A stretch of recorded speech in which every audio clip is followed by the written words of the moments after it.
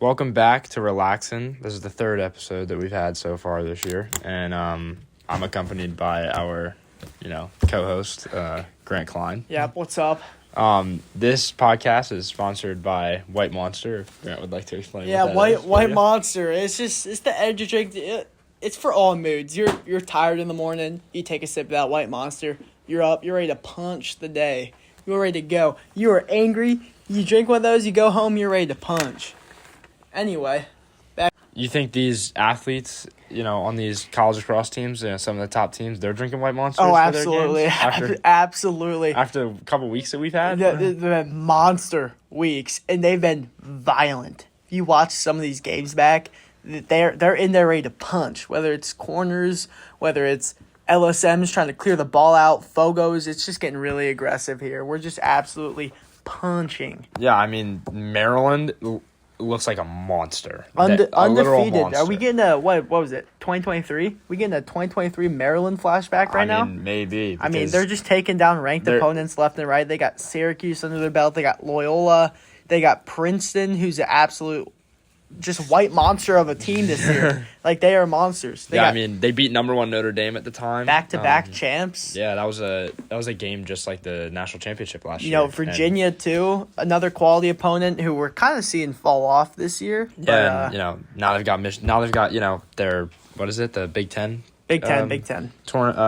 Schedule now going. They've finished out the year with Michigan, Penn State. A strong team. They've got some good wins under their belt this year. Penn State right now is ranked number 2. When do they play Penn State here? They play them after 3 Michigan. weeks, right? So 2 weeks? 2 weeks, I think. Yeah. I believe 2 weeks. That's the game I want to see. Penn State's ranked number 2. They're only lost to Princeton by 1. Beat Navy, Yale, Cornell.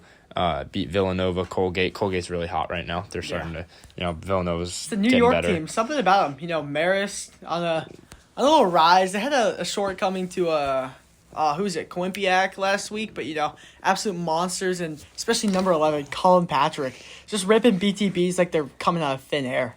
Yeah, and then got another team that's undefeated, Army. There's only 3 teams undefeated right now, and one of them is number 1, obviously Maryland. Number 3, Army, who is absolutely dominating everybody. But you gotta look at the schedule they're playing right now. I mean, yes, they're going on a dominant run, but they haven't really played that many teams. They played UMass, Rutgers, mediocre Yale. team. Rutgers, mediocre team. I think Yale's a strong opponent they've gotten a win off of there. Yale's a solid one. I mean, they've also got a Tour Tom watch list player, Jackson Eicher. He's, played 7 games. He got 44 points, 22 goals, 22 assists. That's pretty insane. He's, with that last name Eicher and all of his goals and assists, the only thing I can think of right now, Jack Eichel. I mean, he's basically the lacrosse version of Jack Eichel. Also, their goalie's sitting at a 73% save percentage, which is unheard leading of. the country. He's got 26 goals allowed, 71 saves. That's insane. That is not like a normal thing for a goalie. He powered up with a White Monster before that because he was just punching. Probably. Cornell's number 4. CJ Kirst just actually broke records. I'm telling you, it's the New York teams. They're on the come up. Yeah. Isn't West Point's in New York too, right? Yeah. Wait. Nope. Although Penn State's not in New York, Grant. I know. Wait, West Point is in New York, isn't it? Yeah, West Point's in New York, yes. It is in West Point, New York. But yeah, Cornell, CJ Kirst breaking records. He just hit 190. Another to He had a 6-goal game.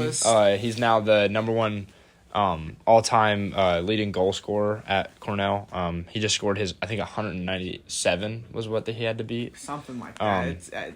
He's going crazy. I think he's well past that now. I'm looking at our assistant in the back here. He's just dumbfounded to find out West Point, New York is in West Point. Yeah. I mean, Why do they call it West when it's in the East? That makes no sense to me. I don't know. Maybe because it's the West Point.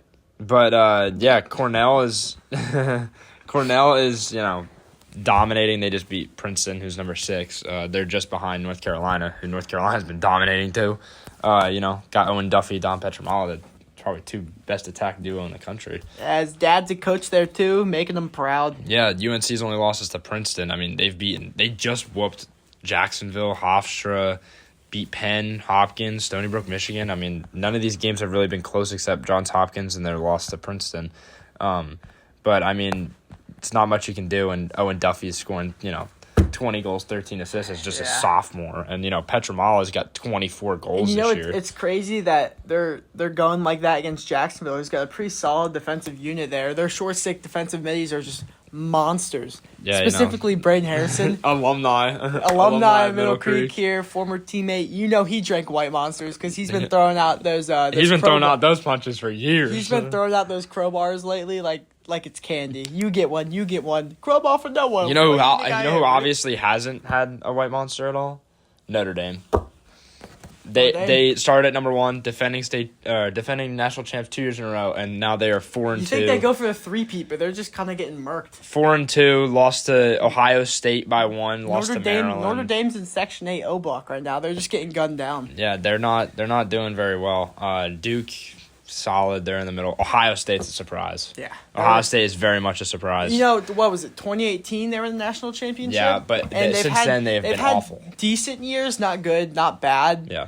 But this year they're on the come up. Shout out to Tate Jones, another Middle Creek alumni. He's a member of that team. Yeah, they're sitting at 8-1. They beat Notre Dame. That's a pretty big win. Yeah. Can't really say much about that. That's just dominance. And they're moved up to 9, so they're sitting in the top 10. Syracuse rounds out the top 10 at 10. They're starting to die off a little bit. They started off really hot, 2 straight losses. I'm really interested to see the recruit situation head into Notre Dame because right now their 2025 class is loaded. But if they keep losing these big games against these teams, what's going to happen to that? I think they're staying. They're signed already. It's more about their 2026 class. The other thing is I think in lacrosse compared to football and basketball, you don't have as many transfers and kids decommitting and stuff. Yeah, it's not. You're not going to see a lot of that. I think it's more of, are those kids going to now play when they get there a lot, because these kids, the guys that are already there aren't good at trusted because they're losing. Yeah, absolutely. But Hopkins, Harvard, Georgetown, Richmond, Fairfield. Fairfield is undefeated, 8-0. Okay, but Fairfield, what we got on our hands right now, it's just another NJIT from last year. Well, here's the thing. Fairfield beat Brown, Ivy League, at Brown. Beat Sacred Heart, made the tournament last year. Manhattan, Providence. Providence started off pretty well. St. John's, UMass Lowell, obviously that's Hampton, huge wins that are just, mean nothing. 29-4 against Hampton. Lehigh only lost to Army by 5, and Fairfield beat them by 3. Yeah. So does that mean, Fairfield's, they should be deserving of being up there a little bit. Not too bad, but, their schedule, honestly, Fairfield could go undefeated this year. Yeah, they play Drexel play. coming up, Stony Brook. I don't know.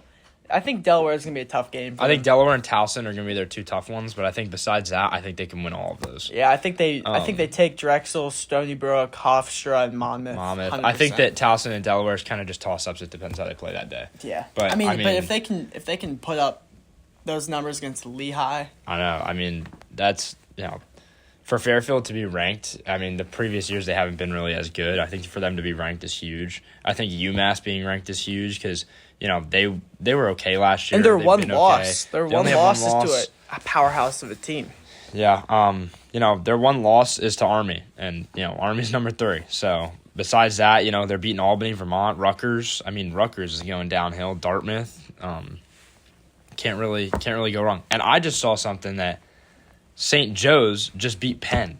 Yeah, they beat... Penn is a powerhouse. They beat actually Penn, good this they year. beat Towson, they beat Rutgers. Obviously, Rutgers going downhill. Towson made the tournament. They only lost to Duke by 2. And they lost to Sacred Heart by 1, which was opener. kind of a surprise to me. I thought St. Joe's was going to take that one. Yeah. But, it happens. They have a couple easy games coming up here. They got Providence, but then they got UMass, who's another ranked opponent. I want to see how that. An easy win. I want to see how that matches up. Hobart should be a win for them.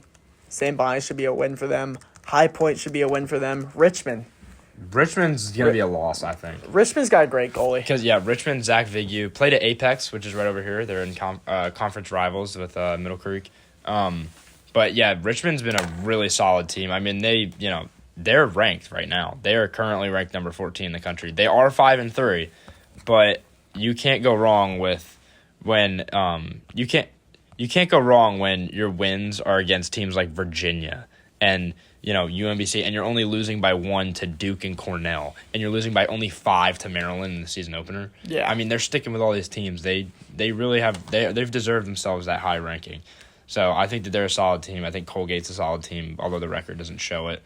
But they've upset a lot of teams. Dartmouth is just popped into for the first time since 2007. They popped into the top 20. They're sitting at 20. So, I don't know. 6-1 record. I think it's going to start going a bit downhill, though. They play Penn, they play Princeton, they play Harvard, they play Yale. All really quality Ivy opponents. I mean, Penn, Ivy League's very Princeton, strong Yale, this year. Harvard, all hammers. They're drinking White Monster while they're studying. They're getting ready to punch the books. And then right now, right outside of the rankings, you got Boston, you got Virginia, Denver, Sacred Heart. Virginia's been a very mediocre mid team. They just haven't been as good as you would think. But, yeah, I mean, realistically, the last couple weeks of college lacrosse have been absolutely, the best it's ever been. Yeah, so.